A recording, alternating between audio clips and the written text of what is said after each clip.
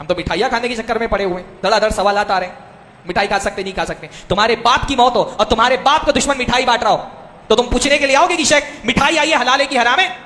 ہاں، تمہارے باپ کی موت پر تمہارے باپ کا دشمن مٹھائی بانٹ رہا ہے، پوچھنے کے لیے آؤ گے حلال ہے کہ حرام ہے؟ اللہ کے ساتھ شرک ہو رہا ہے.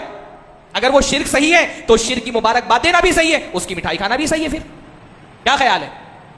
اگر شرک صحیح ہے تب تو اس پر مٹھائی کھانا بھی صحیح ہے، اس کی مبارکباد دینا بھی صحیح ہے. لیکن اگر اللہ کے ساتھ ہونے والا شرک غلط ہے تو اس پر مبارکباد دینا صحیح کیسے ہو گیا؟ اس کی خوشی میں مٹھائی کھانا کیسے صحیح ہو گیا؟ کامن سینس ہے کسی کے پاس؟ اللہ کے رسول صلی اللہ علیہ وسلم کے زمانے میں یہود عاشورہ کا روزہ رکھتے تھے کہ نہیں رکھتے تھے؟ کیوں رکھتے تھے عاشورہ کا روزہ؟ کیونکہ حضرت موسیٰ کو 10ویں محرم کو فرعون سے فتح ملی تھی. فرعون غرقاب ہوا تھا، حضرت موسیٰ فتح یاب ہوئے تھے، اور اس خوشی میں کیا کرتے تھے؟ یہود عاشورہ کا روزہ رکھتے تھے. اللہ کے نبی نے کہا حضرت موسیٰ علیہ السلام ہمارے بھائی ہیں اور ان کی خوشی پر خوش ہونے کا حق ہمارا زیادہ ہے، تو روزہ رکھنا شروع کیا. مسلمان روزہ رکھنے لگے، لیکن یہ محسوس ہوا کہ مسلمان بھی روزہ رکھ رہے ہیں، یہودی بھی روزہ رکھ رہے ہیں، ایک ویلڈ سبب سے دونوں روزہ رکھ رہے ہیں، لیکن اس کے باوجود ظاہر میں مشابہت ہو رہی تھی. اللہ کے رسول نے کہا اگلے سال میں زندہ رہا تو میں 2 روزے رکھوں گا تاکہ یہودیوں سے مشابہت نہ ہو. ایک ویلڈ سبب کے تحت ایک عبادت ہو رہی ہے، پر اس عبادت میں بھی کیونکہ کافروں سے مشابہت ہو رہی ہے تو اللہ کے رسول صلی اللہ علیہ وسلم نے کیا فرمایا؟ میں 2 دن روزے رکھوں گا تاکہ ان کی مخالفت ہو.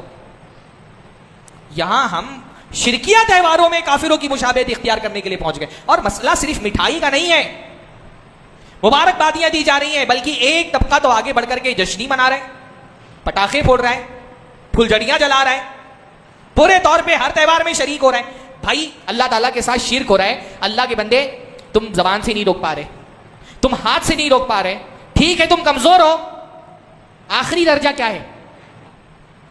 کہ دل میں برا جانتے ہیں نا؟ ہاں، دل میں برا جانتے، یہ آخری درجہ تھا کہ دل میں برا جانتے. بھائی ہاتھ تمہارے اختیار میں نہیں ہے، تمہارے جسم پر لوگوں کی حکومت ہے، اپنے جسم تمہارے اختیار میں نہیں ہے، تمہارا دل تو تمہارے اختیار میں ہے نا، کہ تمہارے دل کو کسی نے مجبور کر کے رکھا ہے کہ تم دل میں بھی شرک کو برا نہیں جان سکتے. دل میں برا جان لیتے ہاں، لیکن تم تو مبارکبادیاں بانٹ رہے ہو.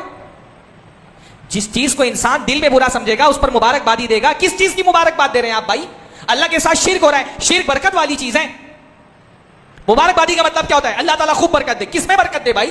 اس کے شرک میں برکت دے. اللہ فلاں تہوار مبارک، فلاں تہوار مبارک، ہیپی فلاں ڈے، ہیپی فلاں ڈے، یہ ہیپی ہونے والی چیز ہے. اللہ کے ساتھ شرک ہو رہا ہے، کم سے کم دل میں تو تکلیف رکھو.